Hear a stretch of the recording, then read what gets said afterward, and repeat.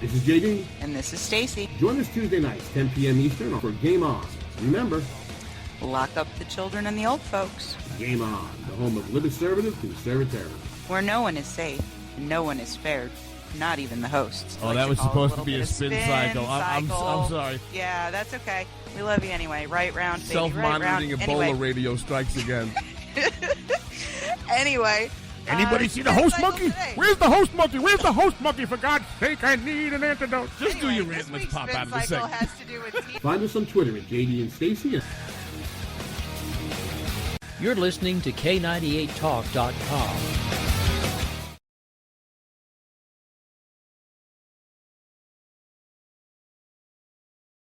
Can you hear me? All right, so we're live now. Sorry, folks. I just noticed something. I'll need to get something out to the host here. They've changed something with the server.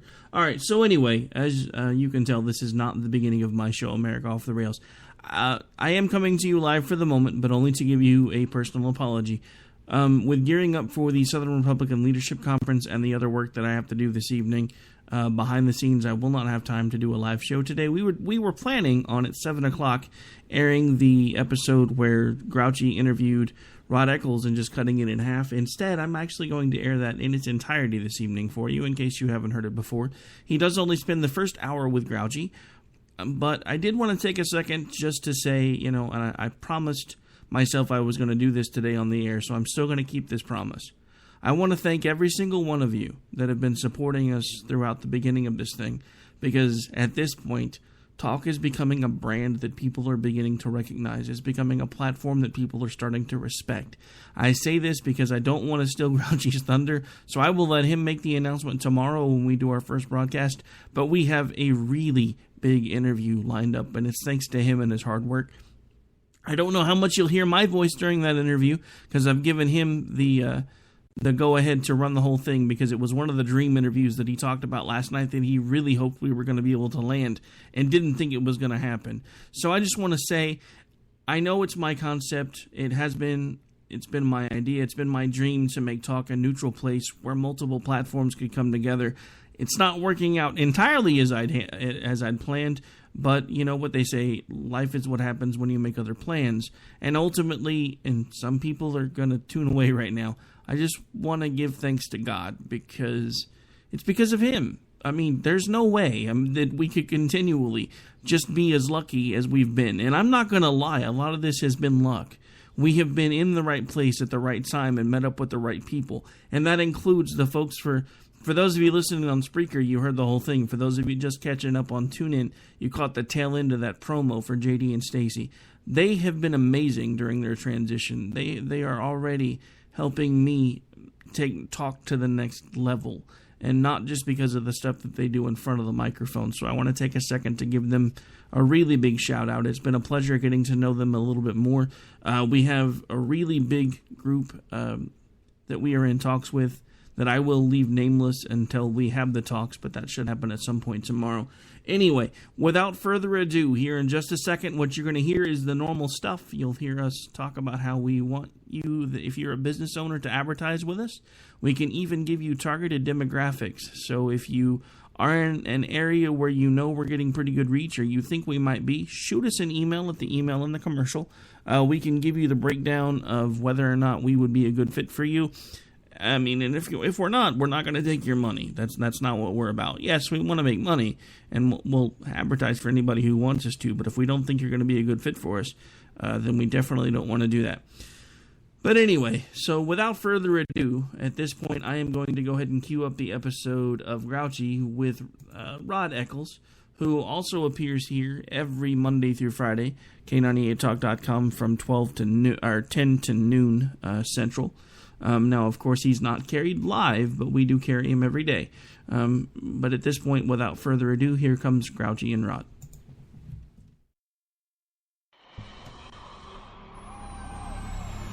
K98 Talk is expanding its lineup for 2015. This means we are expanding our advertising base. Whether you're a startup trying to push through to the next level, or an established business trying to supplement your advertising budget, web-based advertising is a solid investment. Thanks to Talk's newest partnership with TuneIn Radio and instant access to our sister station, K98 FM, we give you worldwide access at a reasonable cost. Interested parties should email us at sales@k98fm.com.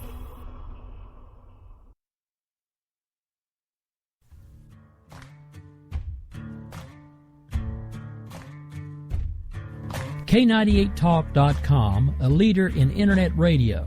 So grab your seatbelts and take the ride of your life on K98talk.com.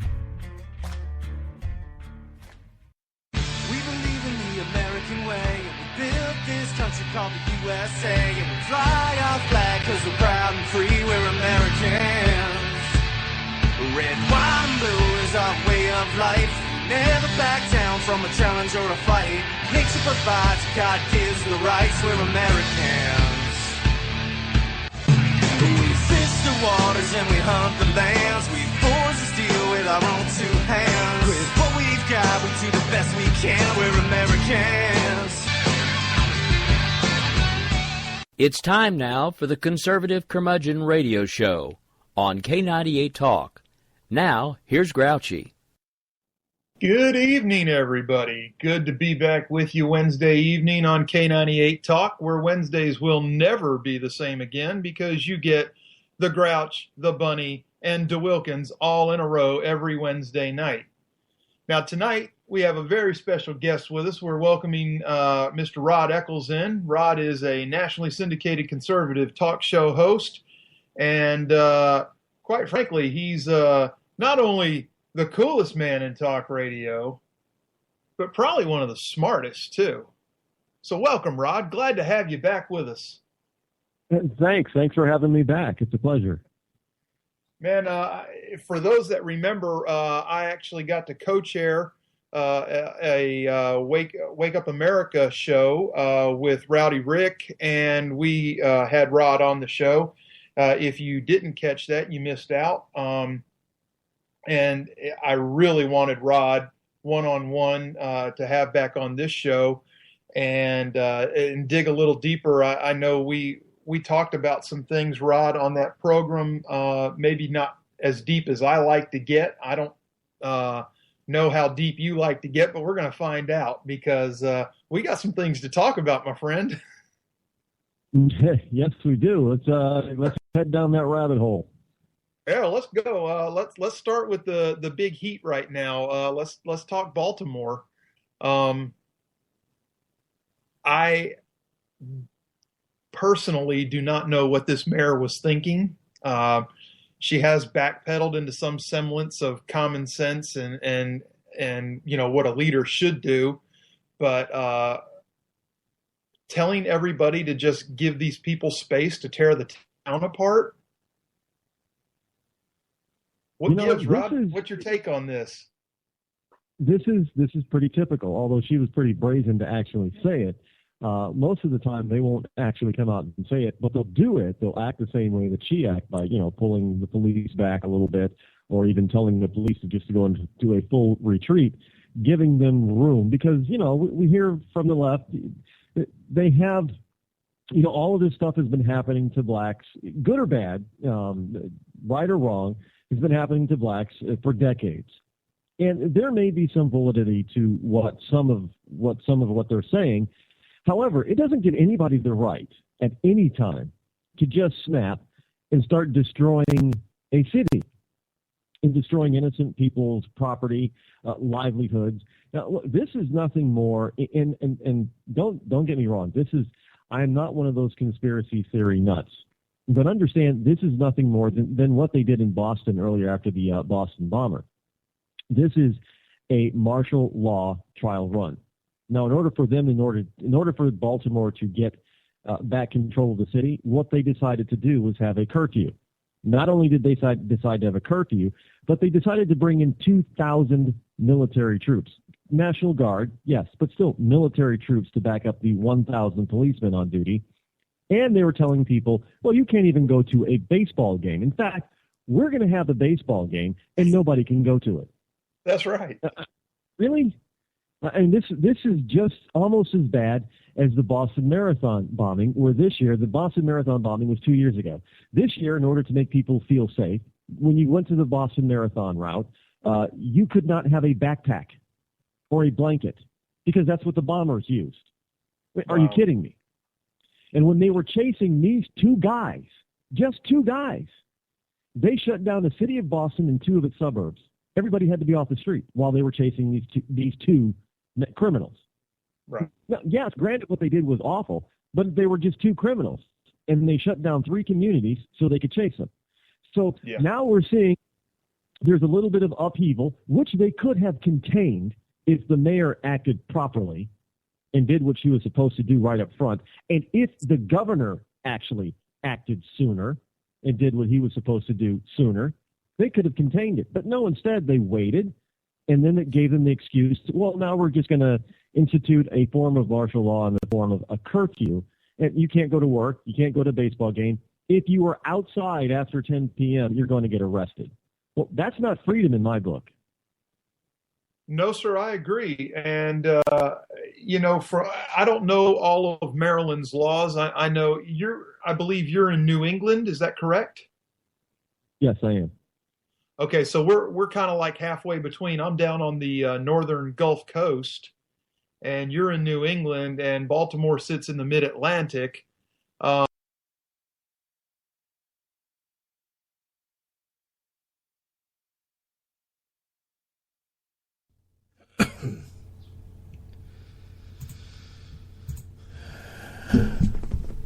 All right, folks, bear with us for just a second. For some reason, we lost internet connection, and I'm trying to get everybody reestablished here. Remember how you said something at the beginning of the show about a power flash? Guess what just happened to me? Oh, really? Was that on your end? Yes. We've lost Rod, too, so I may have to try to call him back. Oh, man, okay. Well, folks, are we broadcasting, Rick? Yeah, we are live again. Everything's back up. So we are live. Right before the show started, folks, I had I was booting my laptop up, and the power at my home just flicked off, 5 minutes before showtime. And now on Rick's end, where the show is actually produced and broadcast from, he just had a power outage that flicked on and off. So weirdness going on tonight. We're going to try to get Rod back online with us. The NSA, man, I'm telling you. Yeah, well, it could be the NSA, but I'm betting more on Mother Nature. Anyway, as I was discussing with Rod before we were just cut off there, citizens today, they took to the streets first thing this morning and started cleaning up the mess in Baltimore. And when rioters started showing up, a group of citizens actually put themselves in front of the police officers and were protecting the police from the rioters, basically challenging the rioters, saying, you know what, I'm your fellow Baltimorean. I am your uncle, your father, your brother, your sister, whoever. Are you willing to abuse me to get to these police? And from what I saw, it actually seemed pretty effective. From what I hear today, was much, much calmer, as was last night after the arrival of the National Guard.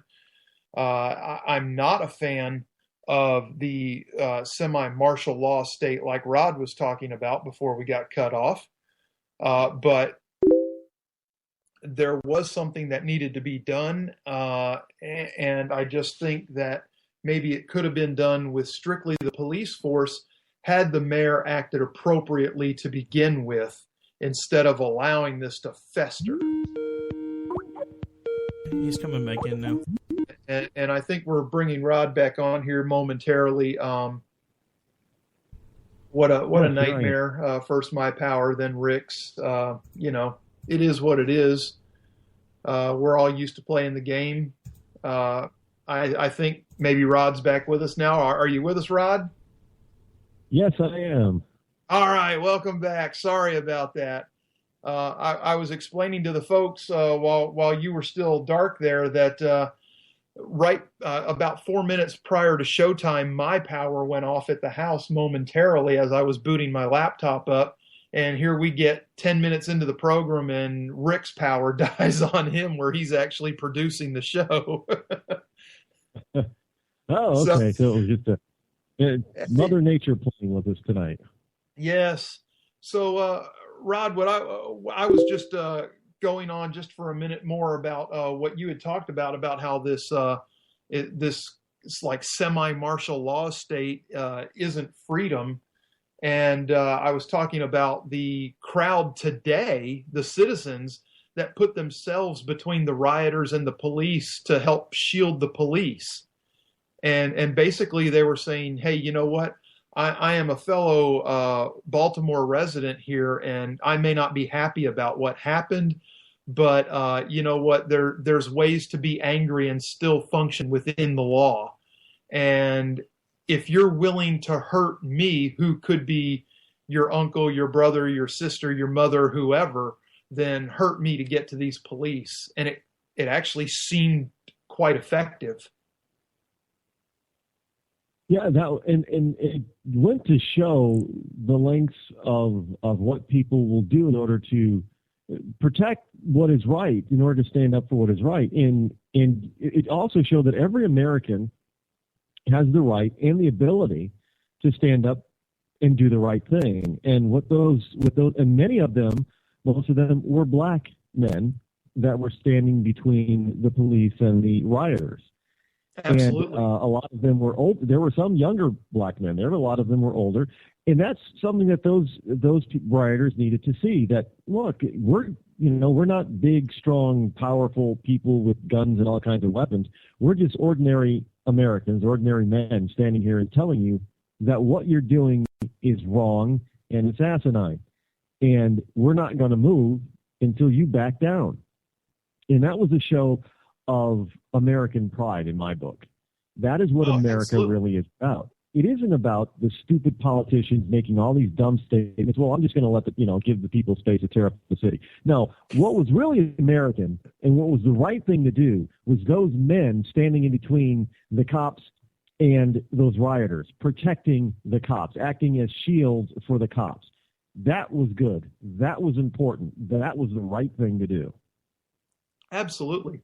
Absolutely. And Rod, I was actually discussing this situation with my wife and daughter.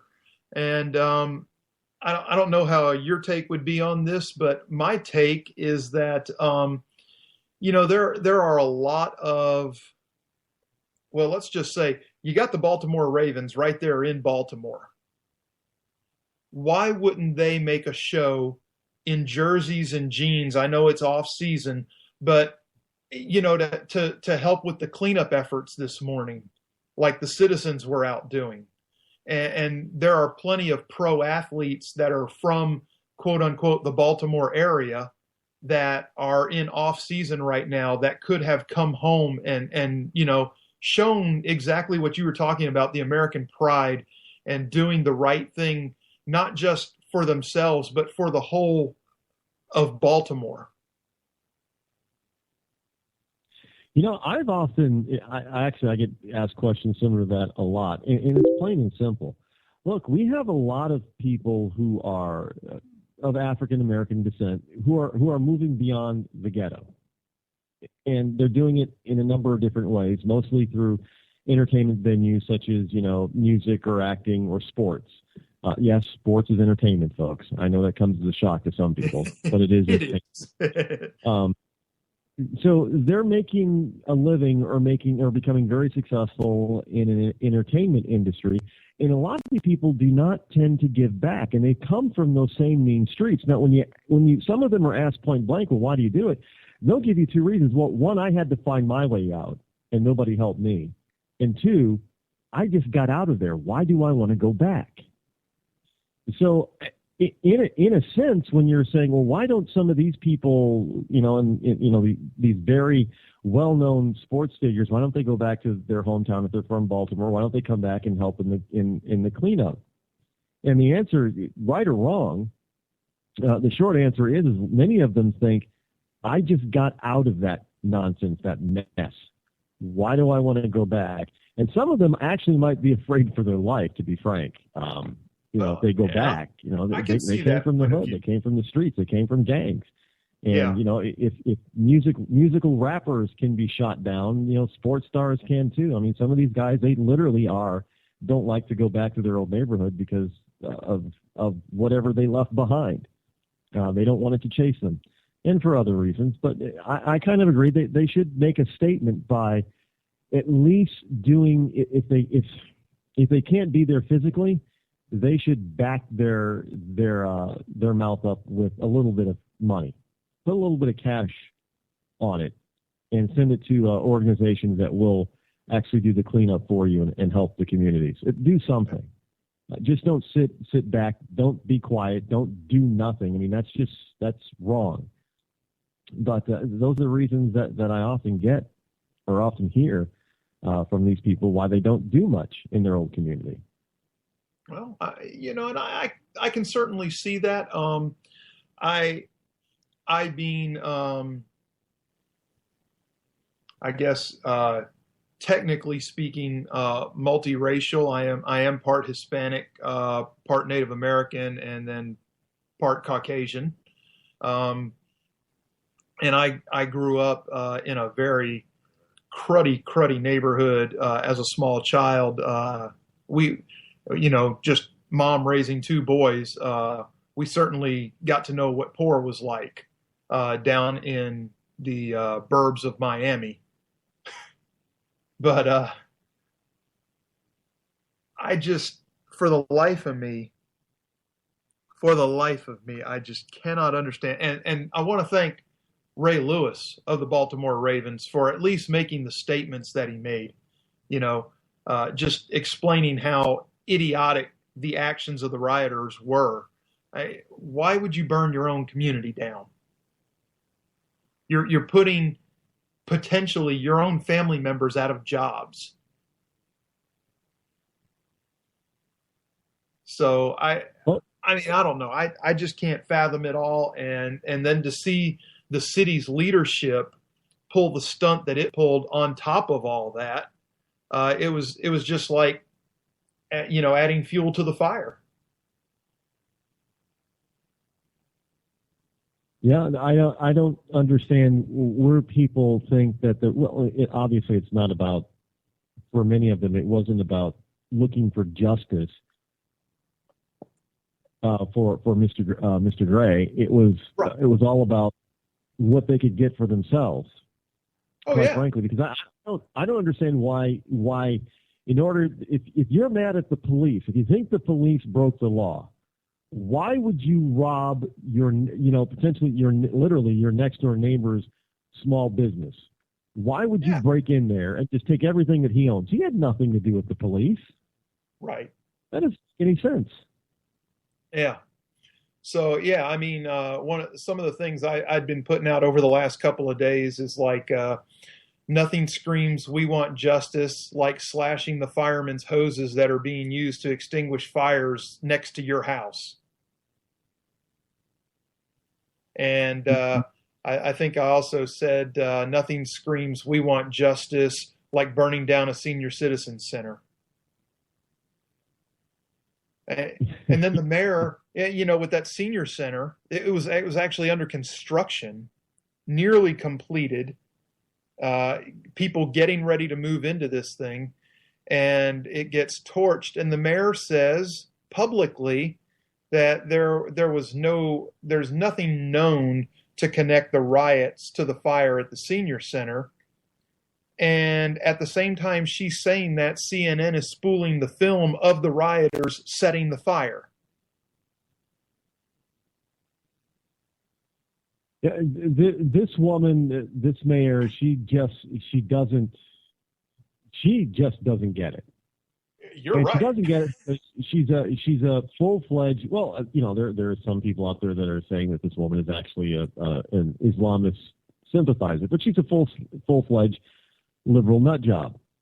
Yes. And you don't go out there and talk about. Look, you don't say one thing on tape, on camera, on video, and then the next day go out there and say, "Oh, I didn't say that." Shall we rewind and roll the tape for you? I mean, Yeah. it takes a special kind of stupid to do that. I'm just going to say it like it is. It's a special kind of stupid. Hey, Baltimore, you elected a special kind of stupid for mayor. Plain and simple. Yes, they did. Yes, they did. And I would really be curious as to what her message was that got her elected. Look, she's another glaring example that elections have direct and indirect consequences. And here's a direct consequence of people electing another liberal who does not qualify and should not be in positions of leadership, because she was not showing any leadership at all, actually. Right, right. And the other thing too, Rod, is the whole, and I'm not saying conspiracy anything. Things just happen like they happen, and the media does what they do because they do want to tell us not only what we should be concentrating on, but how we should be viewing it. All this explodes just as the heat starts to get turned up on Hillary over irregular funding to the Clinton Foundation from Colombians and Russians and Canadians. And again, I'm not claiming any kind of conspiracy, but now the media has something else to focus on to help shield Hillary from this kind of heat. The good old wag the dog stuff. Bill Clinton was very good at that kind of thing, and this is exactly why some people in Hollywood made the movie Wag the Dog. Yeah, and the glaring comparison with the Clinton administration with the movie was incredible. So there is something to be said about taking the mainstream media actually dropping the Clinton scandal right now. Well, I shouldn't say singular, but multiple scandals, but especially the new one. However, that's only going to give her a slight reprieve, because I don't think that this is something that's going to be let go. Now, Clinton is already out there making speeches about how bad the riots were and that we need to change the justice system simply because there's too many people incarcerated and too many black people incarcerated. Hello, Hillary. Most of the new laws that were created that put these people in jail were written by, introduced by, and passed by your liberal cronies all over the country on a state and federal also level. Under her husband's administration. Yeah, so you can't be blaming, saying that it's kind of like Obama's constantly fighting the system. Well, he is part of the system. He is the system. But right. Okay, so now you're going to say that you need to change it. So what are you going to do to change it? Right. And she's trying to take the focus off of her issues, but I don't think it's going to work. And she's not going to. There's a bunch of people that just aren't going to let this go away, and I'm one of them. Sean Hannity's another. I don't think Fox News is going to let this slide by. Once this Baltimore thing is over, and it will in a couple of days, it'll be done, and that's it. It'll be another footnote in American history, in big city liberal American history, as another reason not to vote for these people. Right. But she's going to have to come back and answer these questions because the stories are still out there. They're still coming out with new stories on a daily basis about what do the Clintons know. Like today, there was a story I read earlier, news story. Only about 10% of the Clinton Foundation money was actually going out as charitable gifts to other organizations or to help people in need. Only 10% was going back out as charity. So they're raking in all this money and sending out only 10% of it.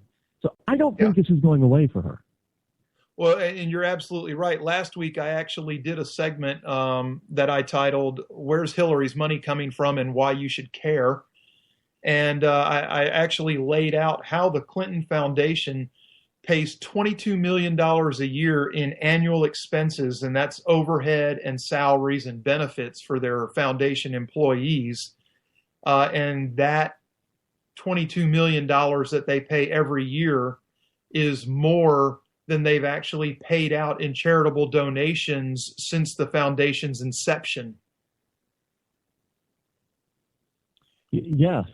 And so, I mean, to me, that's incredible because here we're talking Russia One. Their CEO donates $113 million to the Clinton Foundation, And 6 weeks later, Russia 1 is granted permission to purchase the uranium mining business there in the U.S. that gives them 20% of the world's uranium.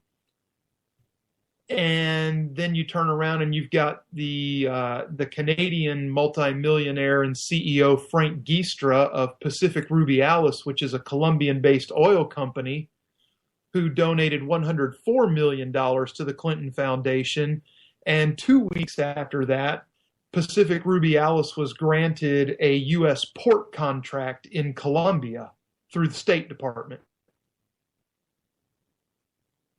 And those two things, to me, I mean, maybe nothing wrong happened, but I think it's sketchy enough that it needs to be looked into. It does. You just don't get connections like that by happenstance. No. There's one thing I've learned: there's really no such thing as coincidence. There is happenstance, and there is purposefulness. So either it just happens that all this stuff falls in the line and makes it look like something bad is going on, which is really rare, especially for this much. Or all this was done on purpose, and everybody involved knows that it was done on purpose, and they're now looking for ways to cover their little tushies. Right. And right. let's face it, none of these people who actually have something to lose are going to stand by and lose everything for the Clintons. It's just not. They're not going to do it. They're not going to do it.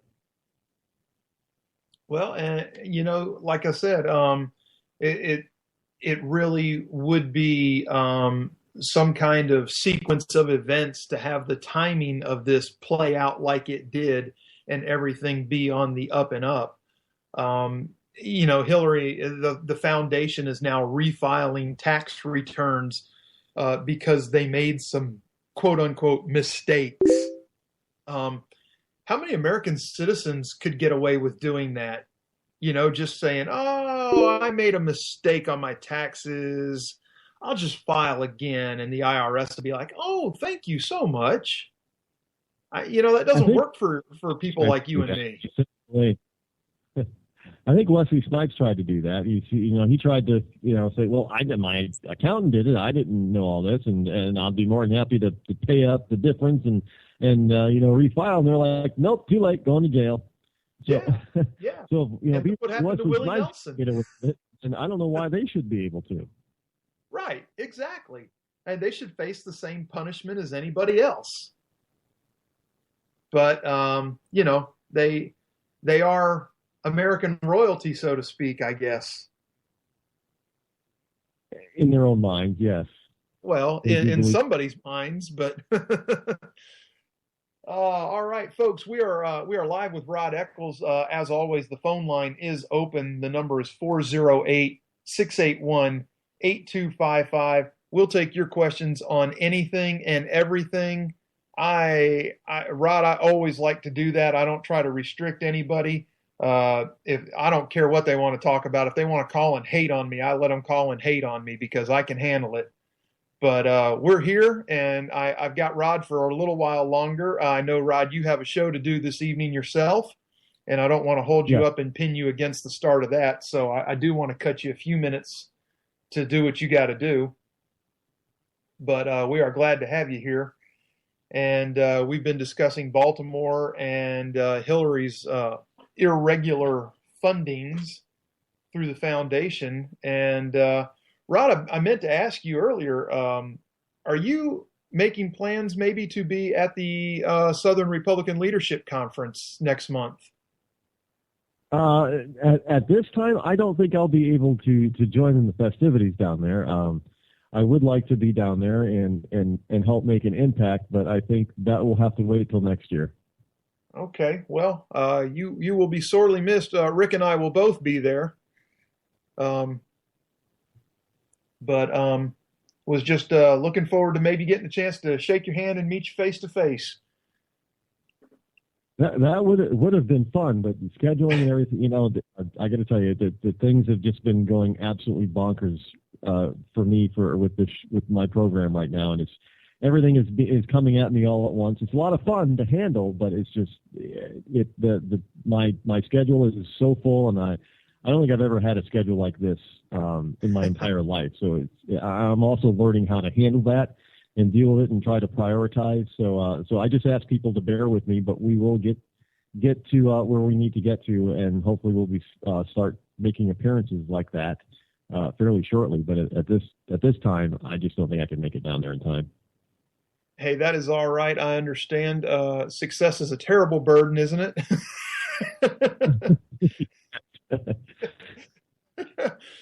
I mean, you work so hard for it, and I mean, that is the American dream. You want the success, you want it to come. You want your hard work to mean something, and here it's happening, and you are taking off, man. It's good stuff, and I'm glad for you. I was just being a little selfish, wanting to shake your hand and meet you in person, but I will live. Anyway, we will sit down and have a good old American beer, and we'll compare our wonderful firearms and what it means to be an American, and we'll tell stories, and people will gather around and they'll understand what it is, what a true American really is. Well, I just I take pride in just being called one. So, I mean, I know exactly what you mean. Explore all those freedoms and liberties, and do it in accordance with the laws that bind us all together as Americans, and that's what makes this country great. When people can do that and get along with one another. Absolutely, it's a good thing. Some people they don't realize that we don't have to agree on the micro, but a good patriot, we agree on the macro. We agree that the Constitution is the law of the land. We Yes. agree that our government should limit itself more to the Constitution, and we agree that the American people actually are the power behind the government, and that we're the ones that should have the final say on just about everything. What we might disagree on is basically how best do we accomplish those macro goals? How do we get back to being more politically conscious and being more of a constitutional republic? Some people think it goes, through one of the best ways to do it is to go through people like Ted Cruz, and some people say no, it's Rand Paul, and some people will say no, it's Scott Walker. Well, see, all that kind of stuff, that's the micro. Right. The macro, we can agree, just like the Founding Fathers agreed on the macro, but they disagreed vehemently on exactly how they wanted to accomplish that big picture. Yes, they did. They disagreed often vehemently on how the Constitution should actually be written in the Bill of Rights. Well, what should we include in order to protect people's rights? They were all in agreement that they needed to protect the people from the government. They all were in agreement on that, but they were not in full agreement with exactly how you could do it. And that actually led to some really heated arguments and fisticuffs and all kinds of things. And people that don't know our own history don't realize that actually happened. Oh yeah. But that they Jefferson and James Madison were at each other constantly. Yes, they didn't like each other very much, but they compromised. They came together. They came up with a document that still works to this day, plain and simple. Yeah. And look, there is no other government in history of this country that is anything like this government, like this governing document. Sure, the ancient Romans, they lasted for 500 years or so, and they're probably one of the longest lasting, most enduring freedom-style empires the planet has ever seen. But even they were not like this republic, the United States. No. And no. We're totally different, which some people just still to this day don't understand how it works, but it works simply because we truly believe that the people who are here legally and the citizenry actually have a God-given right to live their life in freedom with as little government intrusion on their daily life as possible. That's what makes us great. Yeah, it's fantastic. And speaking of the government intrusion, I'm sure somebody with a keen eye like yours noticed the roll call vote on H.R. 1731 the other day, the National Cybersecurity Protection Advancement Act of 2015. Basically, Congress the House of Representatives voted to grant themselves more access into our private communications and our private lives. Yeah, it's funny how, let me give you a glaring example. There are a number of people who believe that now, a growing number of people that believe that Congress, the Senate and House of Representatives, should have term limits. Well, this is what the response is from these people who are currently serving in the Senate and the House of Representatives. Oh, that's not a good idea. That is going to, take away from the people's ability to vote who they want into office. And I'm thinking, okay, so these people, if the vast number of American people are saying it's time for term limits, and these people are saying, yeah, that's a bad idea. Well, who are they representing? So if the vast majority of Americans are saying it's time for the Patriot Act to sunset and all its provisions to go away and government needs to stop snooping on us, but these people are that we elect then turn around and tell us, well, we need this for security and safety. Well, we don't want this. This is not the type of security and safety we were looking for. We don't want it. Get rid of it. No. We need this. Yeah. Who are they representing? Well, I can tell you now that the breakdown on the vote was 355 yes and 63 no. And of the 355 yes, there were 135 Democrats and 220 Republicans. So this is, really, they're bonding together on this issue. They call that bipartisanship. Well, yeah. American people, I guess. That's when bipartisanship comes into play. Well, I suppose that this is one of the few occasions where they actually do practice it. The other occasion, Rod, I don't know how old you are, but I'm going to go ahead and, because of your grasp of history, I'll bring this up. When Ross Perot took a run for the White House, the Republicans and the Democrats actually practiced some bipartisanship in trying to squash him. Yes, I remember Ross Perot. Hey, Larry, I'm telling you, Larry, I can just look at me, Larry. I'm all ears. I'm open for ideas. I'm not talking about the ears inside of my head. I'm just talking, Larry, that I'm open. And those black helicopters flying around, Larry, that's right, Larry. They still couldn't keep me from getting 19% of the vote that year. Which for a third party is gigantic. Unprecedented. And you know what? Admit I voted for him. I did. Wow. I helped Bill Clinton into office. Yes, I did. I apologize for that, and I never did that again. But at that particular point, people were really fed up with the two-party system. They were really, and Perot came along at the right time with the right message that grabbed a lot of people's imagination. And if the guy hadn't, cooped out and freaked out, it is a possibility that he could have won. He was polling very well. And George Herbert Walker Bush was in trouble from the get-go. So the only other contender that was left was Bill Clinton. And then unfortunately Perot had to go and wig out on us, and then he lost that momentum and thus lost the election. But it could have been turned out a totally different, which would have been kind of interesting. I think so too. I'm still waiting for the day where this country is actually run by somebody who has overseen, a multifaceted, heavily employed corporate environment that knows how to run a business successfully and isn't afraid to make the changes that they need to make in order to make our country as, I don't want to say profitable, but well, I do want to say profitable, but not in the monetary way.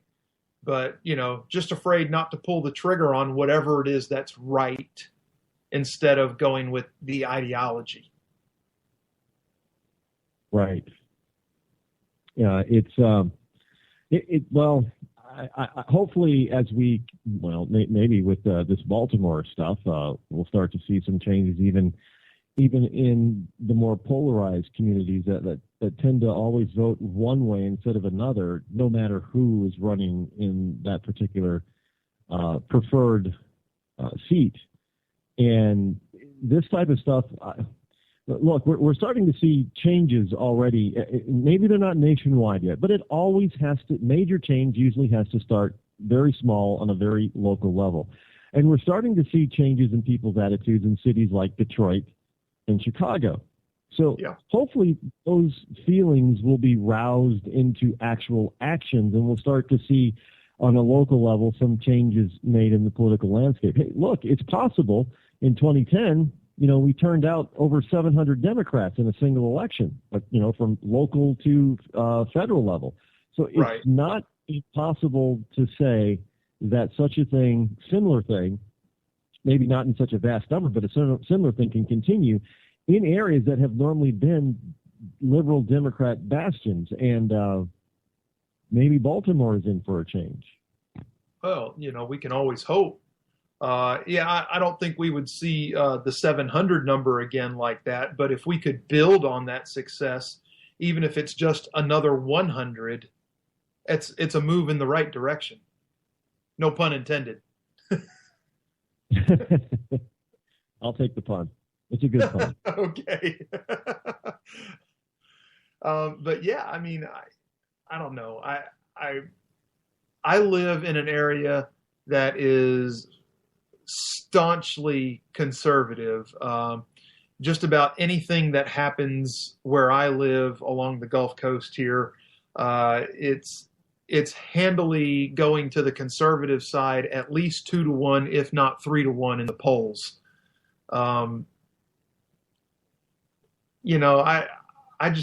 I worry about some of these areas, where you can actually take a whole state by winning one city.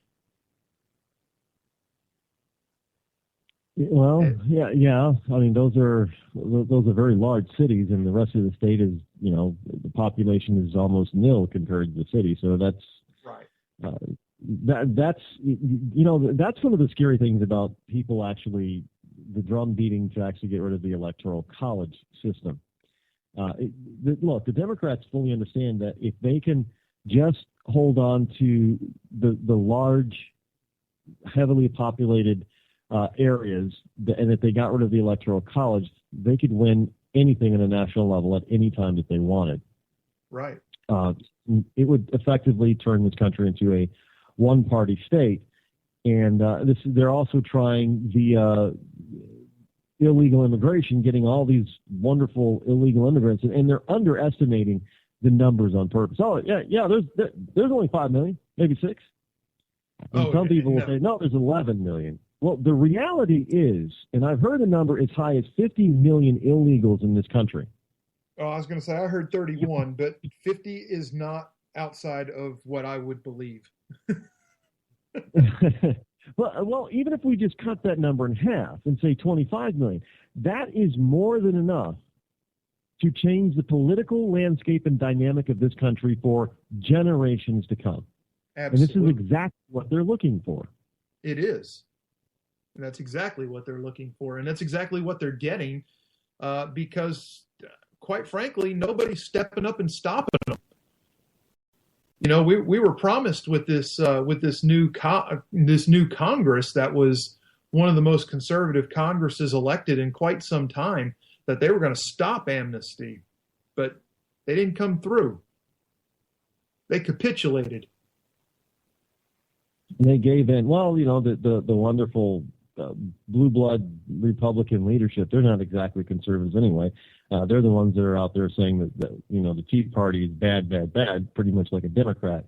Right. And the Tea Party is saying, well, we gave you some good conservative people in order to give you a majority. Now do something with it. And they're not doing much with it. Well, that's true. That's true.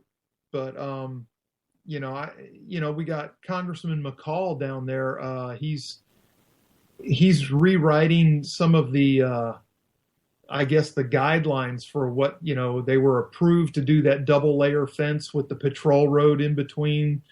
We got like 100 and something miles of that never gets penetrated.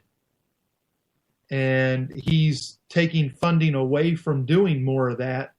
And he's putting in things like traffic bulwarks at the border. And they're doing this so that illegals can actually physically cross. They drive right up to the bulwarks, stop their vehicle, get out and walk across the border and get into an employer's truck and go work for the day and then come back at the end of the day and go back across the border. And I'm thinking to myself, how is this helping Americans that need jobs? It's not. It's taking potential jobs away from America. And let's face it, we've got 98 million people out of work that are no longer participating in the labor market. Yeah. They could take some of these jobs, and this whole notion that we cannot close the border. Look, Saudi Arabia is spending in upwards of $2 billion to build themselves a fence. Mm-hmm. Now, this is along the border of that they share with Iraq, and they're doing it not to keep out Iraqis, but because they're scared to death of ISIS, and they're doing it to keep out the radical Islamists and ISIS out of Saudi Arabia. And this fence that they're building, it is high tech and low tech combination, and it is a thing that they are building out there in the desert. And they fully expect it to work. And looking at the designs of this thing, it will work.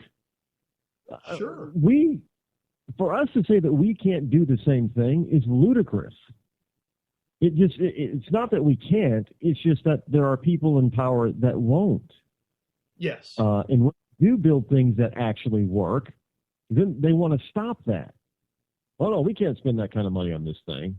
Well, yeah, we can, but you don't want it because it's actually working. See, you're more than happy to build a chain link fence that somebody can hop over or use a pair of wire cutters and cut through, and then you'll just probably proclaim, see, we can't stop them. They're going to get through anyway. But if we spend a few more bucks on something that actually works, where they can't hop over, they can't climb over, they can't dig under, they can't cut with chain link cutters, and then you want to stop it and say it costs too much. Right. Yeah. And Congressman McCall, he's GOP. He's from Texas. You would think if anybody would get it, that this guy that's sitting on this House committee rewriting where all this funding is going to be spent and how at the border, who would know better than somebody that's right there and sees it every day, basically, from their constituency? They would. Well, again, it's the people aren't being represented. The ones in Washington and certain people in state legislatures across the country, they're not only are they not listening to the people, they're just plain not representing them, even when they hear them. We want you to do A, Senator. Huh? You want me to do B? No, A, Senator. Okay, we'll do B. This is what we're getting. Yeah, they're not listening, and they're not. Quite they're not frankly, because you're not right. enriching their pockets. Really, that's what it comes down to. Yeah, and I'll be sending actually my my congressman a nastygram on what was this, HR 1731, because he was one of the yes votes from the GOP, and quite frankly, I know him personally, and I'm very disappointed in that vote.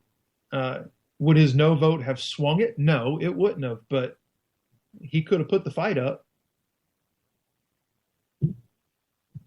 Yeah, they could at least, it's kind of like the Loretta Lynch thing. She's now our attorney general. Yeah. Why? She should have made it pass it, but they decided, well, the president should get what who the president wants. No, that is not what the Constitution says. That's right. And it's not what people were saying. The people were saying, turn her out. She's not what we want. Absolutely. And then we have a number of Republicans that just went along and said, okay, yeah, we'll do it. Yeah. And some that were even foaming at the mouth to do it, which is even scarier. I just go SMH, shaking my head. Yes. Yes, absolutely. Rod, I've got 7 till. I know you start at the top of the hour, so you tell me when you have to break loose, my friend. I'd keep you for 2 if I could, but I was told that I can't. So, but we'll take this thing full circle as we sum it up. I heard Steny Hoyer today. And we both know who he is, but he said that the problem in Baltimore was that they needed more government spending. We'll circle back to Baltimore real quick. Yeah. As if spending money. Look, spending money doesn't usually fix the problem. In fact, sometimes it makes the problem worse. And the prime example is our educational system. Do people realize that we spend more on average per student in public school per year than any other industrialized nation on the planet? And yet, we don't get much of anything in return out of that. We're testing, our students test at the bottom of the industrialized testing list. Yeah. I mean, it's insanity. We're not spending enough. You're right. We're not spending enough. We're spending too much and not getting anything in return.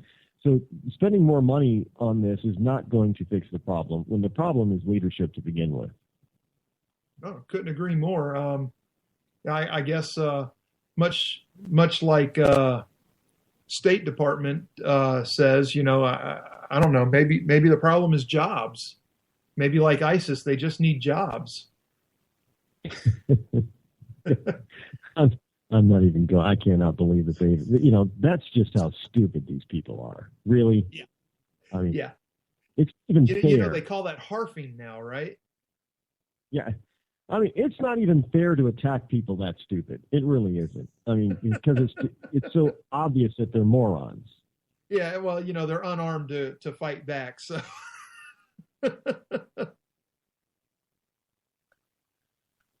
Oh man, okay, that is so good. Well, Rod, I think I need to break for a commercial. We've pretty much stolen the first hour from Rick at K98 there, so he's been kind to us. And I was told right, your show starts in just minutes. Yes. Please tell us where we can find that. You can find it currently on Spreaker. It's the Rod Eccles Show over on Spreaker. And, of course, they can find times and stations and channels that I'm on all over the web and looking to go over the air over on rodeccles.net. That'll give you all the information of where to listen to the show, read some of what I'm told are brilliant articles out there. I'm just glad I can put 2 sentences together. I did go to school at a time when they actually did teach English, so maybe that's why people think my articles are good. That's fantastic. Rod, I would love, again, to have you back on sometime. I have enjoyed this thoroughly. I very much look forward to the chance of getting to meet you, maybe CPAC next year. That would be wonderful. I too. I'd love to come back sometime and do it all over again. It's been a blast. Thank you so much, Rod Eccles. I cannot say thank you enough. This has been fantastic. I love having somebody with brain power on the show, and you are my first 2-time interview, sir. So I appreciate it. I am honored. Thank you very much. Have a great night. All right, Rod. You too. Take care, buddy. All right, folks, and that was Rod Eccles. He is, of course, the host of the nationally syndicated The Rod Eccles Show. And you can go to rodeccles.net and find all the particulars on where to find Rod's broadcast. And the replays are obviously, as he said, on Spreaker, as are mine. We're going to take a short break here at the top of the hour, and we're going to come back and we're going to take this thing home in the second hour and drive you right up to the start of Unapologetically Bunny with Polita Bunny at, what would that be, 9 o'clock Eastern Time. So stay tuned, and we'll be back in just a couple minutes. Oh, but ain't that America? You and me, ain't that America? Something to see, baby. Ain't that America? Home of the free, yeah. We're gonna spread happiness. We're gonna spread freedom. Obama's gonna change it. Obama's gonna lead 'em. So let me be clear. You didn't build that. Everything he's done is clean as a whistle. He's never not only broken any law, he's never done anything wrong. He's the perfect father, the perfect husband, the perfect American. Hey, y'all. This is Sam Janney, or the Bunny, as many of you know me by. Your friendly neighborhood bad girl of conservatism. Here to talk to you about my show. I'll talk about conservative issues, my top 10 douchebags of the week, and have some pretty badass conservative guests on the show. All that, plus me, your resident bunny with a chainsaw. Wednesday nights will never be the same. It's Unapologetically Bunny. Wednesdays, 9 p.m. Eastern, right here on K98 Talk.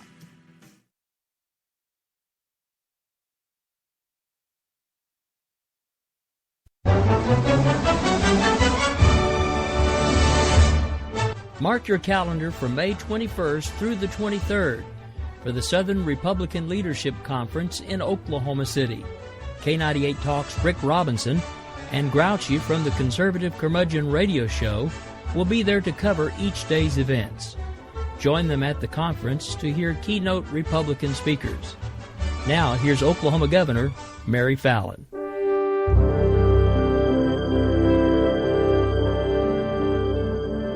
On behalf of the Oklahoma Republican Party and the entire Southern Republican Leadership Conference Committee, welcome to Oklahoma City, ranked by the National Geographic as one of the must-see places in the world in 2015.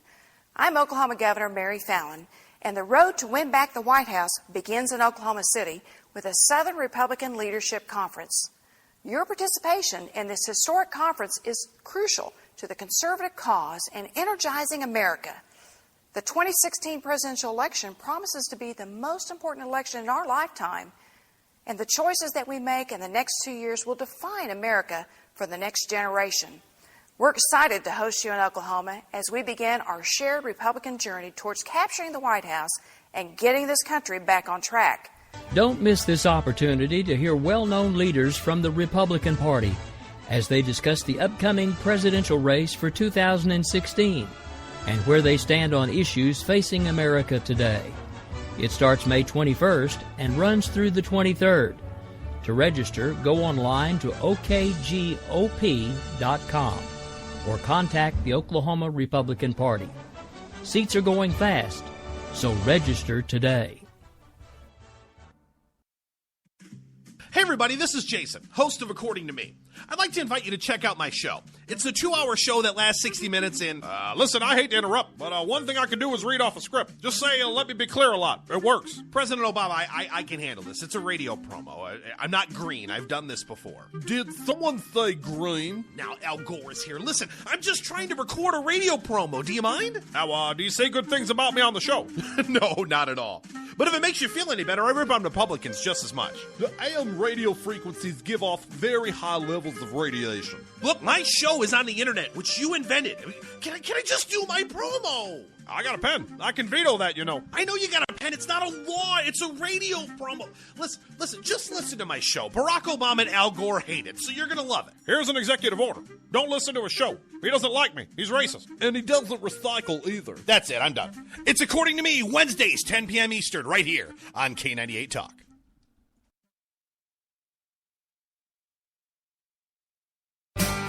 Oh, but ain't that America?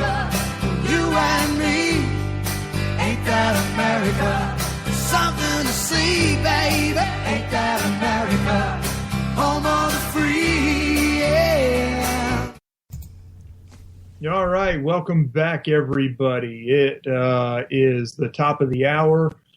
We just finished talking with Rod Eccles, host of the Rod Eccles Show, and we had a blast with Rod. So thankful that he could join us tonight. And Rod, I apologize for Rick losing power and us both getting cut off and the air going dead for a few minutes, but things do happen, and we appreciate you calling back in and getting back on with us.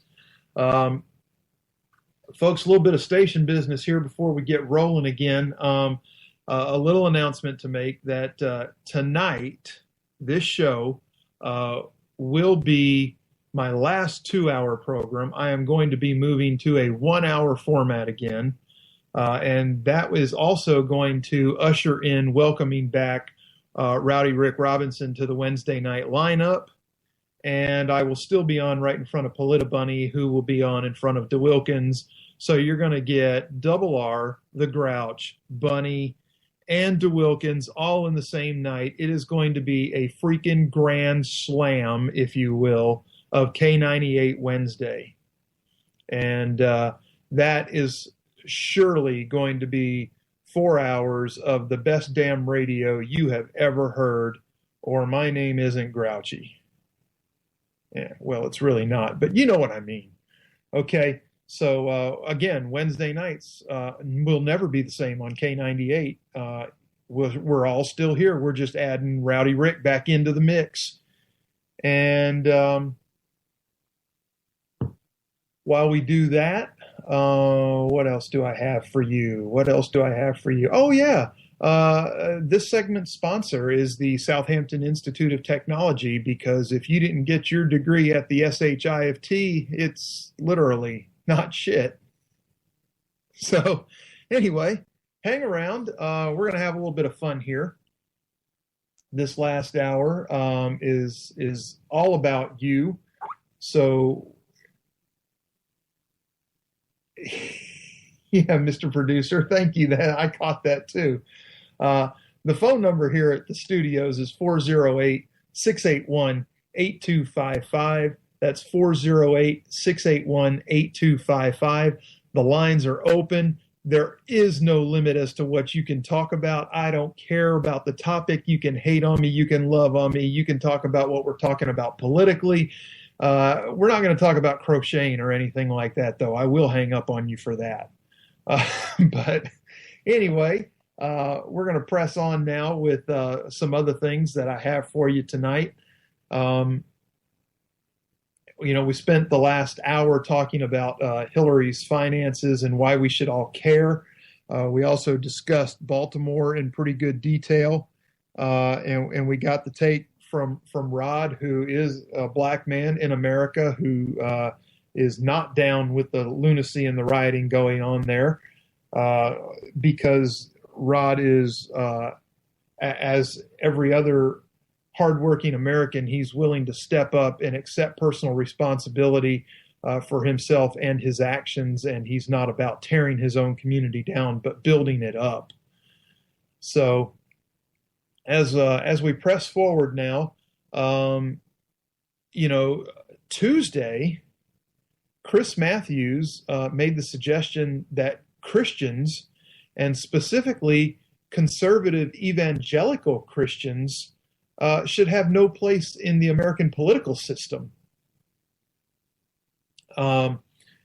Matthews was actually attacking Jeb Bush for a planned appearance at Liberty University, but his criticism is certainly not limited to Bush.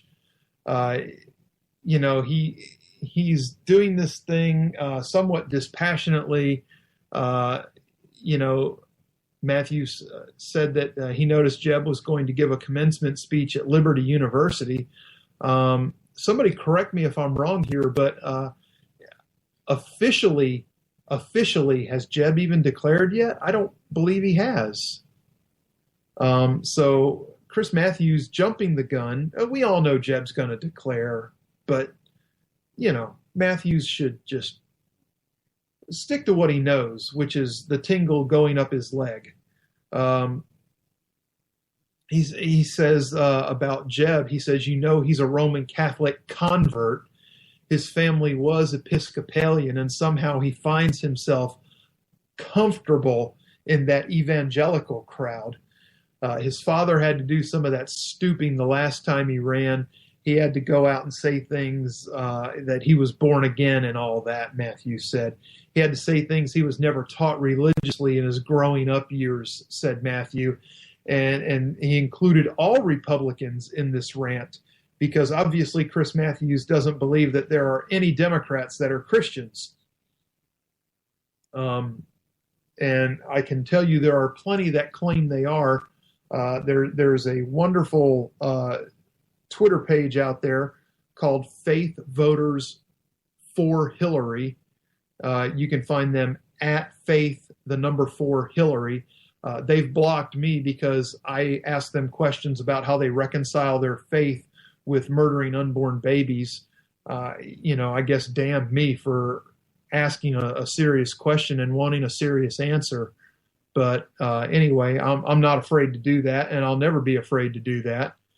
And speaking of asking questions and getting answers, one of the things that I want to start promoting out to you folks is that I want you to submit your questions for GOP presidential hopefuls. Send those to me. You can tell me who you want me to ask. I will certainly try to pin that person down, but I'm going to ask as many questions of as many candidates as I can while in Oklahoma City at the Southern Republican Leadership Conference. I'll be there with Rowdy Rick, who's producing the show right now. And Rick has his own show that he'll be there working for, and I'll be working with him for my show, and we'll be working together under the K98 banner.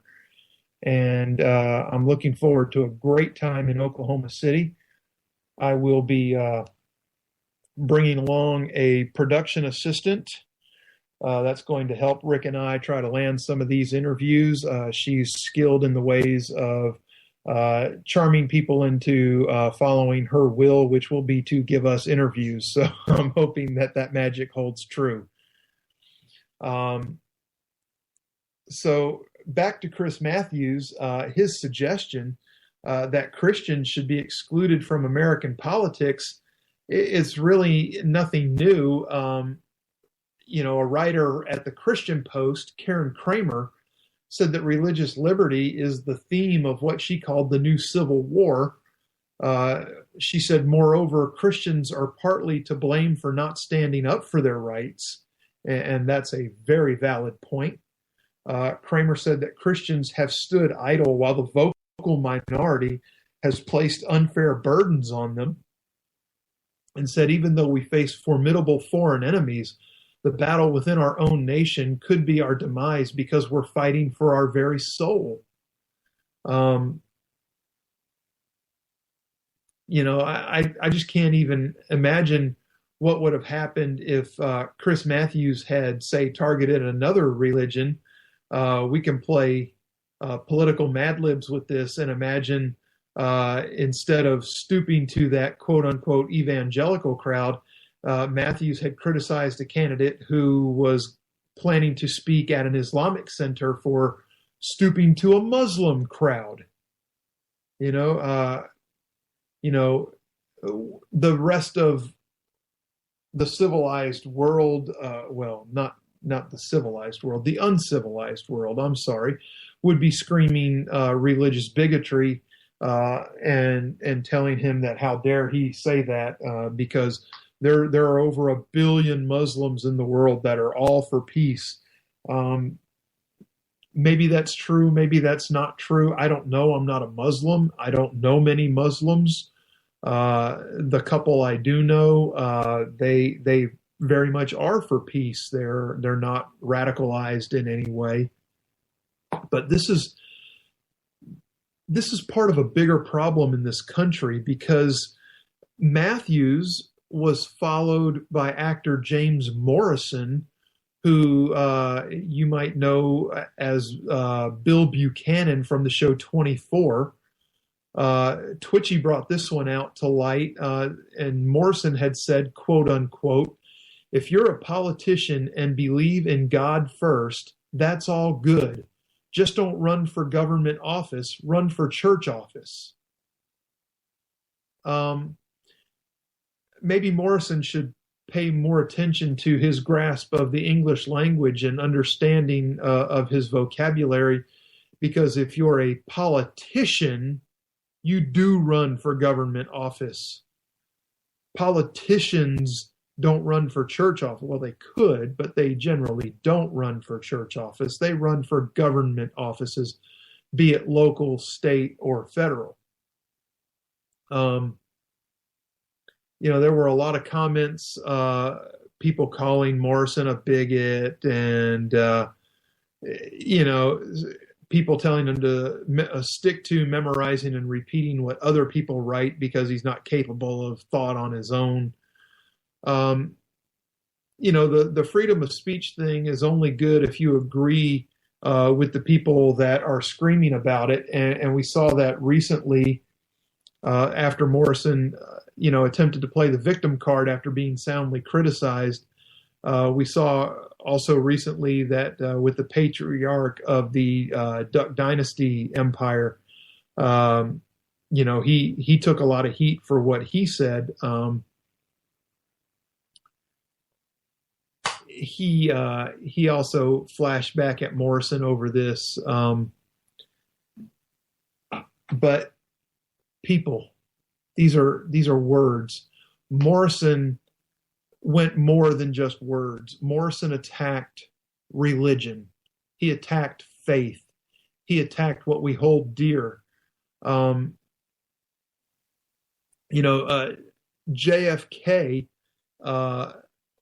according to Morrison, understood the difference between his Bible and his Constitution, and he didn't govern with his religious beliefs. Kennedy had a speech back in 1960 that he gave to the Greater Houston Ministerial Association, and he responded to the criticism by saying, "I believe in an America where the separation of church and state is absolute, where no Catholic prelate would tell the president how he should be Catholic, or should he be Catholic, how to act, and no Protestant minister would tell his parishioners for whom to vote, where no church or church school is granted any public funds or political preference, and where no man is denied public office merely because his religion differs from the president who might appoint him or the people who might elect him." Now, that was in 1960. Brilliant words. I don't have a problem with somebody that is or isn't religious being the leader of this country, as long as they are willing to follow the Constitution and the Declaration of Independence and stay within the framework of those documents. I don't care about somebody's religion on a personal level. I know what mine is, and that's what I'm far more concerned with. Now, Kennedy concluded that speech by saying that if he were elected, he would, without reservation, solemnly swear that he will faithfully execute the office of President of the United States and will, to the best of his ability, preserve, protect, and defend the Constitution, so help him God.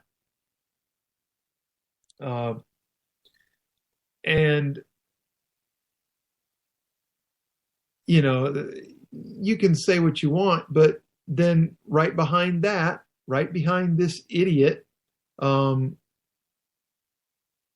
that just likes to spout off at the mouth, James Morrison, a little better known actor, he is a self-described actor and wise ass.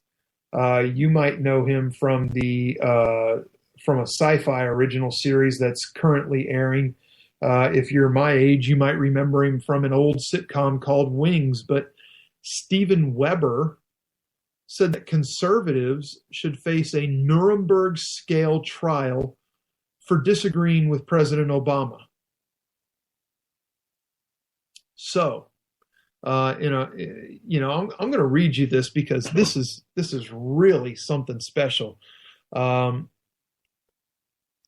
Weber did this rambling, unhinged, we'll call it an article for lack of anything better, for the Huffington Post.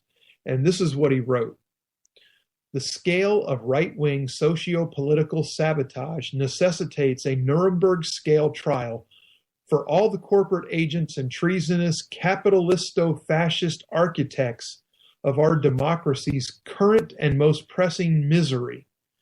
From the blatant Republican policy doublespeak emanating from think tank-sponsored word doctors to the outright obstruction and lies expectorated by Republican congressional representatives and senators, the very concept of governance can only be considered once the culprits are removed.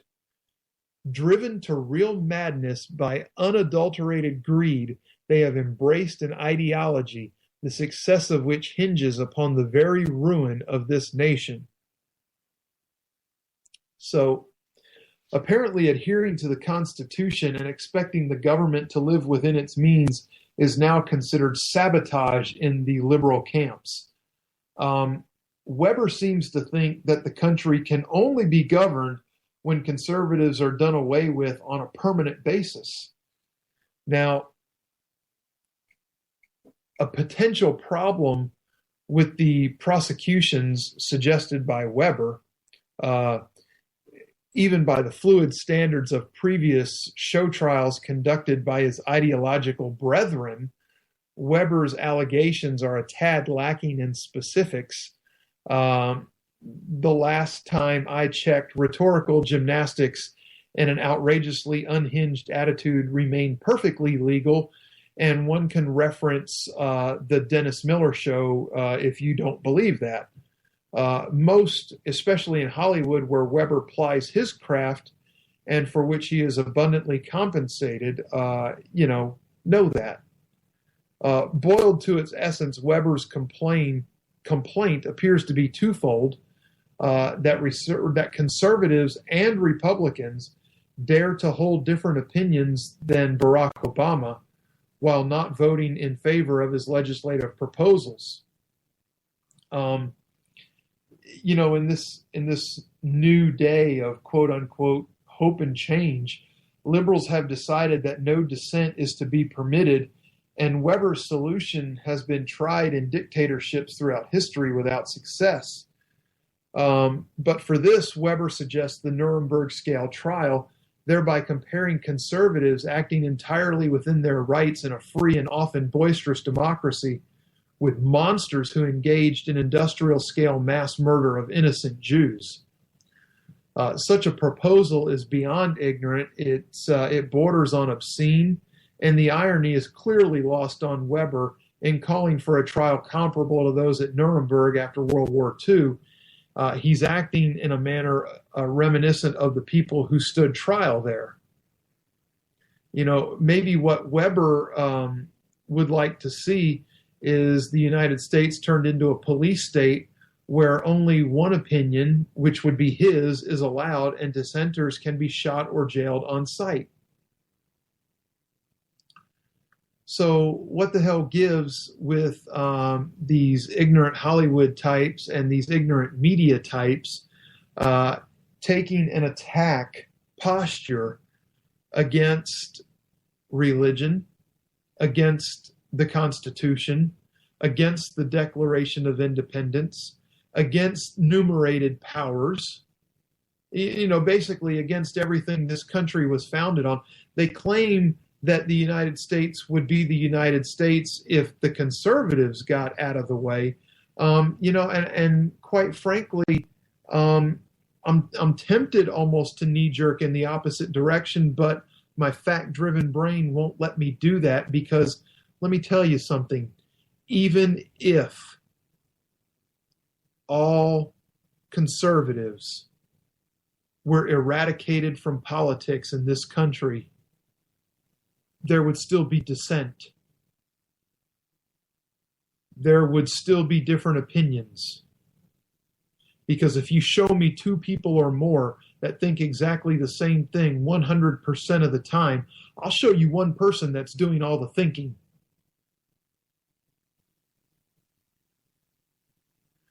Now,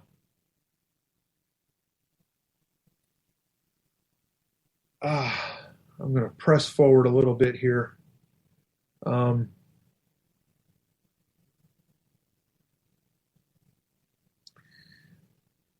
The big picture on this whole thing is that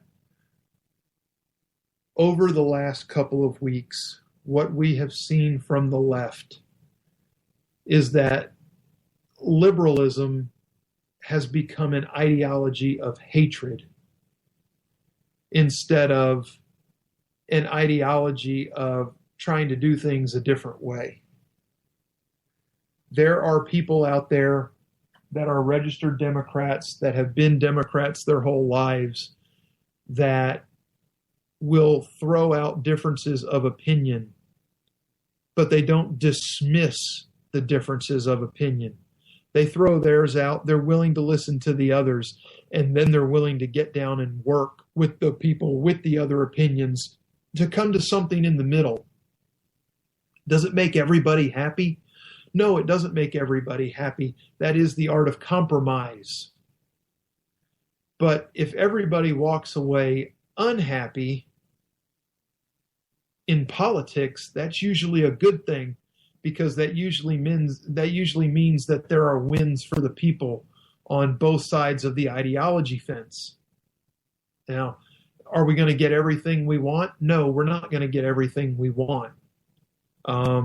Nor should we get everything we want all the time. It's important that we learn how to work together to achieve greatness in this country, because it's about the country, it's not about us. You got that idiot going, let's go back a little time. Orlando Jones, when Muammar Gaddafi was killed, he celebrated this by, he tweeted here: Libyan rebels kill Gaddafi. If American liberals want respect, they better stop listening to Aretha and kill Sarah Palin. What the hell? Orlando Jones is entitled to his political opinions. He may not like somebody, but calling for somebody to kill Sarah Palin, who's not even in politics. Well, she's in politics, but she's not a politician anymore. She's in the political game. Like Sarah Palin, loves Sarah Palin, hates Sarah Palin. It doesn't really matter. What you cannot deny is the energy that surrounds Sarah Palin. She is good at rallying the base. She is good at raising funds for the GOP. And John McCain held her back. And I believe that's part of what cost McCain his bid for the White House. I won't even go into the other part right now, because I don't have time to get into that. That could be half of a show by itself. And who knows, maybe one day in the future it will be. But yeah, Orlando Jones went too far. It's one thing to disagree with somebody's political stance. It's quite another thing to call for them to be murdered. But this is exactly what we get from liberalism these days.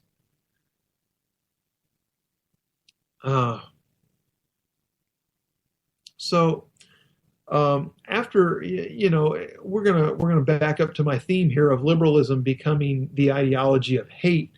After the Tucson shooting that left Congresswoman Gabrielle Giffords struggling for her life, liberals twisted themselves into pretzels trying to convince Americans that rhetoric, from conservatives was the culprit.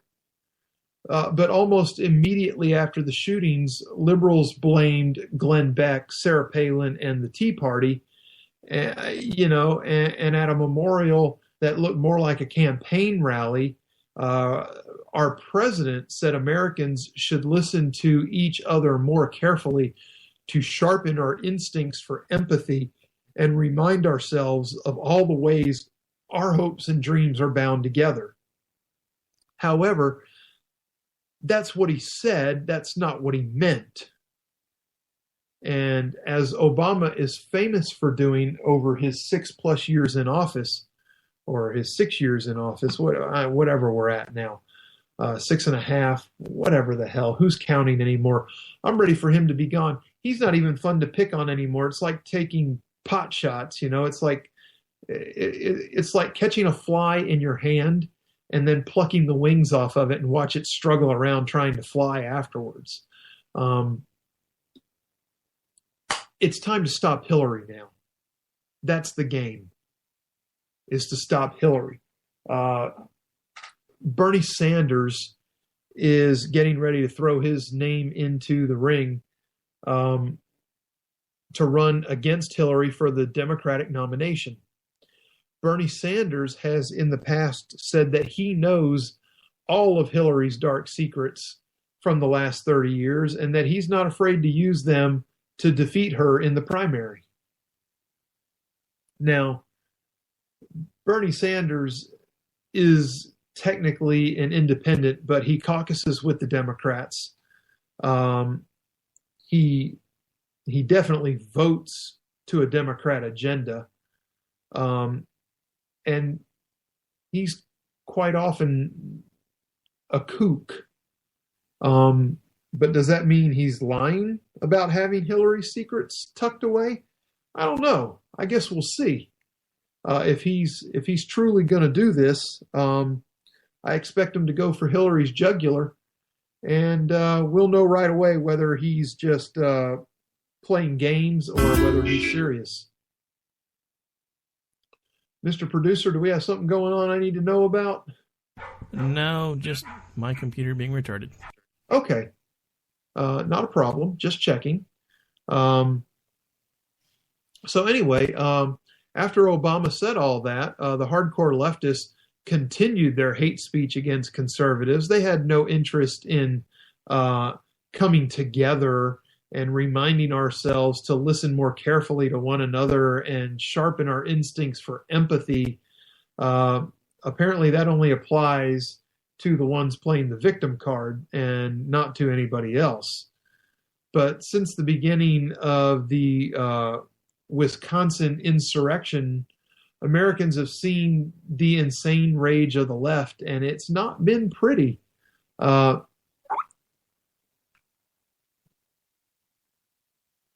Mr. Producer just made a good funny, folks. He asked if Bernie should go for her jugular or cut her off at the cankles. And quite frankly, Mr. Producer, just off the top of my head, I would go for the jugular because I'm not sure that any amount of sharp knife would be enough to get through those cankles. So, just my take on it. But consider this. Right after the Wisconsin insurrection, which would be related to Scott Walker just basically slaying Wisconsin Democrats, a Massachusetts Democrat, an elected official no less, encouraged union activists to quote unquote get bloody when necessary. Another elected Democrat compared Governor Scott Walker to a dictator. Left-wing bloggers and media personalities got into the act. Liberal hate talker Mike Papantonio complained elderly Tea Party activists weren't dying fast enough. A blogger writing for the radical left-wing site Daily Cause compared the governor to a Southern slaveholder. Signs carried by union activists showed crosshairs superimposed on Walker's face. Remember the furor over crosshairs used by Sarah Palin's Political Action Committee? We were supposed to believe that the very presence of the graphic was enough to send people into uncontrolled fits of rage, perhaps enough to make them grab a gun and kill people. But nothing was said about the use of the crosshair on Governor Scott Walker. Is this the result of all the hate? Maybe, probably. Some took the social networking site Twitter to call for the assassination of Governor Scott Walker. Tabitha Hale, a 5'1" female employee of Freedom Works, was assaulted by a union thug in Washington, D.C. Another union thug threatened a Rhode Island cameraman with homosexual rape in very graphic terms. A Tea Party activist in Sacramento was attacked by an unhinged union thug at a protest. And Breitbart TV has video of a union activist claiming New Jersey Governor Chris Christie is a terrorist who would shoot workers, but yet the Tea Party is called violent and racist. So, things don't wash with these people. They're so filled with hatred that they can't even come to grips with the party planks that form the Democratic platform. They just know that they hate anything that is contrary to their belief. And they don't care who it is or what it is. I've seen this tear families apart. And I've seen families where they absolutely refuse to discuss politics because of the differences. And they just both go vote. They know how each other's voting. They know they cancel each other out. And they just go do it and they subside because everything else in their life together is much more important than their political ideology. So we're at the bottom of the hour. We need to take a commercial break here. When we come back, we're going to finish out the show. It's getting close to bunny time. I know everybody's getting excited. I'm seeing a few faces pop up in the chat room. Welcome, guys. Glad to have you in there.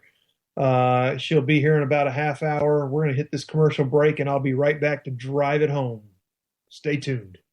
Oh, but ain't that America? For you and me, ain't that America? Something to see, baby. Ain't that America? Home of the free, yeah. We're gonna spread happiness. We're gonna spread freedom. Obama's gonna change it. Obama's gonna lead 'em. So let me be clear. You didn't build that. Everything he's done is clean as a whistle. He's never not only broken any law, he's never done anything wrong. He's the perfect father, the perfect husband, the perfect American. Hey y'all, this is Sam Janney, or the Bunny as many of you know me by, your friendly neighborhood bad girl of conservatism. Here to talk to you about my show. I'll talk about conservative issues, my top 10 douchebags of the week, and have some pretty badass conservative guests on the show. All that, plus me, your resident bunny with a chainsaw. Wednesday nights will never be the same. It's Unapologetically Bunny. Wednesdays, 9 p.m. Eastern, right here on K98 Talk. Not on my watch, our military service members say, as they volunteer to serve, as they move out, stand firm, and take fire. So not on our watch, we say, to the severely ill or injured veterans who can't get the care they deserve to live full and independent lives, even when there's no government funding or a nursing home seems like the only option. We won't leave one warrior behind. Not on our watch. Join us at findwwp.org. If you like your health care plan, you'll be able to keep your health care plan. This is the most transparent administration in history. Not even a smidgen of corruption. Fact is, we had 4 dead Americans. What difference at this point does it make? If you got a business, you didn't build that. The feeling most people get when they hear Barack Obama's speech, I felt this thrill going up my leg. I don't have that too often. Steady. It's time to hear the truth about America's biggest challenges. Ricky Robinson, host of America Off the Rails, will tackle the important issues facing America today as he tries to keep America from coming off the track.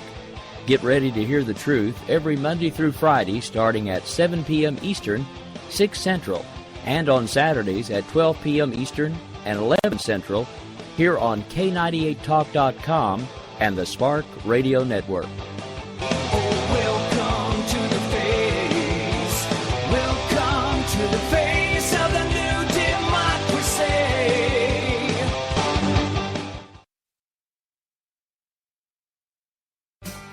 Oh, but ain't that America? For you America? Something to see, baby. Ain't that America? Home of the free, yeah. All right, welcome back. We're getting ready to drive this puppy home.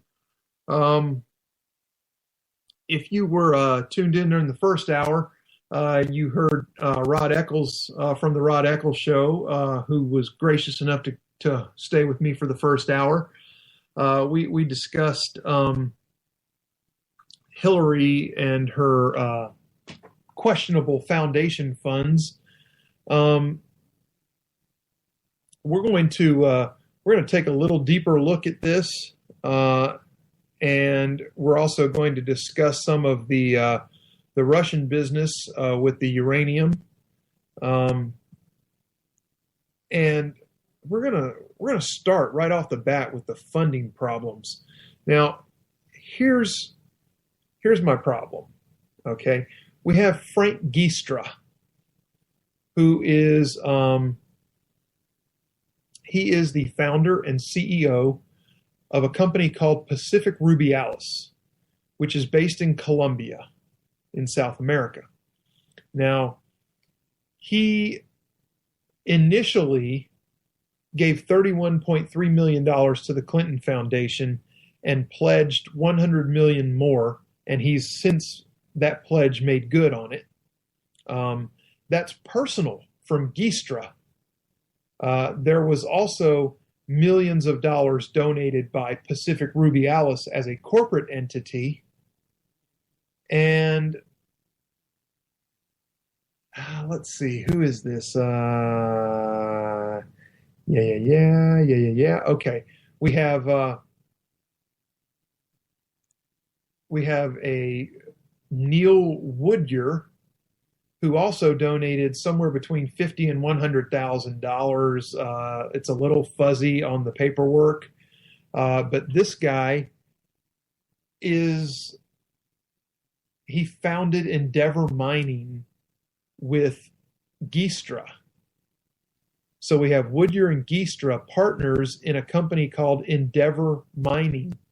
Now, Endeavor Mining is the company that Uranium One from Russia acquired through State Department approval. And that was when Ian Telfer donated $2.35 million. Telfer, who was a mining investor, who was the chairman of Uranium One when it was an arm of the Russian government, when the company Rosatom acquired it. Paul Reynolds, who was an advisor on the 2007 Eurasia Uranium One merger, raised $260 million for the company. He donated $5 million to the Clinton Foundation. And then we have Frank Holmes, who was the CEO of U.S. Global Investors, which held 4.7 million in Uranium One shares in the first quarter of 2011, who donated $500,000. And then we have the $114 million donation from Uranium One to the Clinton Foundation. Now, let's back up and go to Giestra and his company, Pacific Rubialis, which started all this. Giestra and Bill Clinton have been jet set buddies for years. It's a well-known fact that Bill Clinton is a regular passenger on Giestra's private jumbo jet, which a lot of people sometimes confuse for Bob Menendez's private jet because of the quote-unquote hostitutes that are on board to take care of the men who are traveling. And anybody that's been in the military and stationed in the Philippines knows what I mean by hostitutes. It's not that hard to figure it out, even if you weren't part of that group. It's actually illegal to call the girls in the Philippines prostitutes or hookers, so they came up with the term hostitutes. They call them hostesses, really, but hostitute was a great term that the military people used. So we got this Geistra guy who's Canadian by birth. He does his business in South America with an oil company that he founded and became the CEO of, Pacific Rubialis. Pacific Rubialis has donated $100 million to the Clinton Foundation. Now, what happened after they donated this money? And I don't care that they donated the money. Okay, I really don't. He can donate 131 out of his pocket if that's what he wants to do, and have his company donate another 100 million. That's fine. I don't really care. But what happens is just weeks after this money is donated to the Clinton Foundation, while Bill is doing speaking engagements and Hillary is the Secretary of State, is that our State Department approves a U.S. cargo port in Colombia and awards that port to Pacific Rubialis.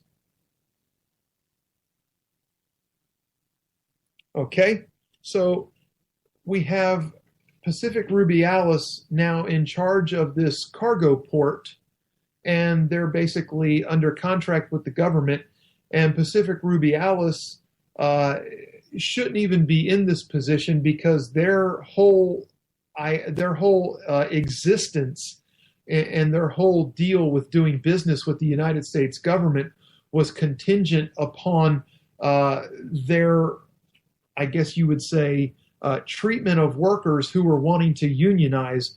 Pacific Rubialis was actually using Colombian military troops to roust out union wannabes and union members and basically escorting them away when they try to picket, and they fire them and bring in people that won't go union because they're threatening them with either losing their jobs or physical violence.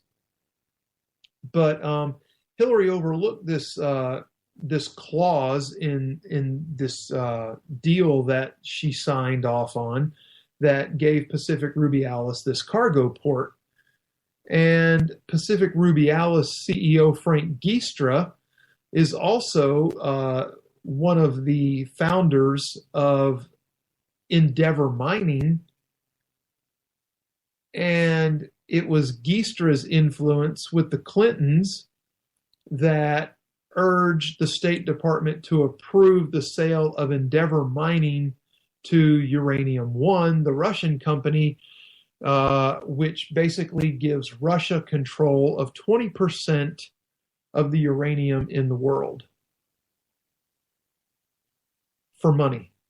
Hillary basically sold it out because now you have 113 million from Uranium One, 100 million or 104 million from Pacific Rubialis. Somebody do the math on this because this is adding up quick. So we're like, we're 200, let's just round it to 220 million. We get another 131 million from Geistra out of his personal pocket. So 350 million. You got 2.35 from Ian Telfer of Uranium One. You got another, let's just split the difference. They're calling Paul Reynolds Uranium One advisor between 1 and 5 million. So we'll just say 3. So that's another 5 million when you combine that with Telfer. Then you got Woodyer and Holmes, who we'll call it $500,000 between the two of them.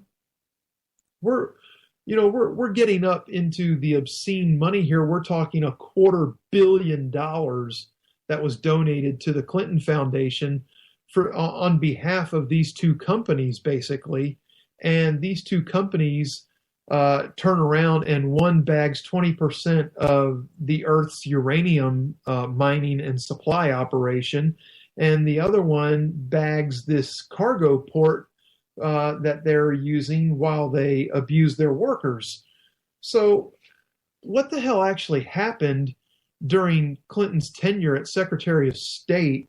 When we look at this, let's take all the money, let's put it all aside, okay? Let's say the money was donated free and clear, no strings attached. Well, then what the hell's wrong with Hillary Clinton for signing off on these deals that were neither good for America nor Americans? And why should anybody think that anything would be any different if she's elected president? The only thing Hillary Clinton is interested in doing the best for is herself and for her family. She doesn't give a damn about Americans. She proves that because she doesn't even give a damn about humans. I mean, she doesn't care. Hillary's next bumper sticker for her campaign ought to read, "I'll sell anybody out for a $100 million donation." And quite frankly, she'd probably sell her husband out for another $100 million donation. Now, American nuclear officials seemed very eager to assuage our fears. The Nuclear Regulatory Commission wrote to Senator Barrasso, assuring him that American uranium would be preserved for domestic use regardless of who owned it. In order to export uranium from the United States, Uranium One, or ARMZ, would need to apply for and obtain a specific NRC license authorizing the export of uranium for reactor fuel. Still, the ultimate authority to approve or reject the Russian acquisition rested with the cabinet officials on the Foreign Investment Committee, including Mrs. Clinton, whose husband was collecting millions of dollars in donations from these people that were in charge of Uranium One. So again, I ask, who the hell wouldn't the Clintons sell out?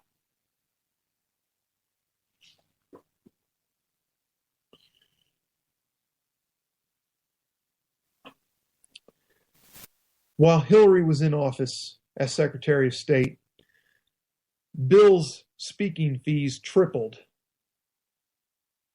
And now there are reports coming out of New York that their last fundraising dinner, I think either this past weekend or the weekend before, had a corporate CEO. There are rumored reports from employees that they were given money by the CEO that they were to attend this dinner and donate to the Clinton Foundation. Now, folks, this is straight up illegal. Dinesh D'Souza almost landed in jail because of this. And now we've got, he did something completely, it was really innocent. Was it a violation? Yes, it was. Okay, technically, by the word of the law, it was a violation. This is blatant. This is not just against campaign finance laws. This is against the law, period. He's coercing his employees to donate to the Clinton Foundation and then reimbursing them for it.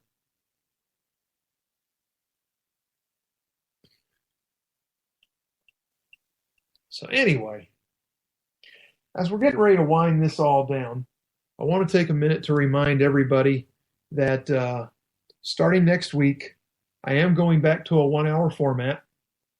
As you can hear, my voice is simply not up to par.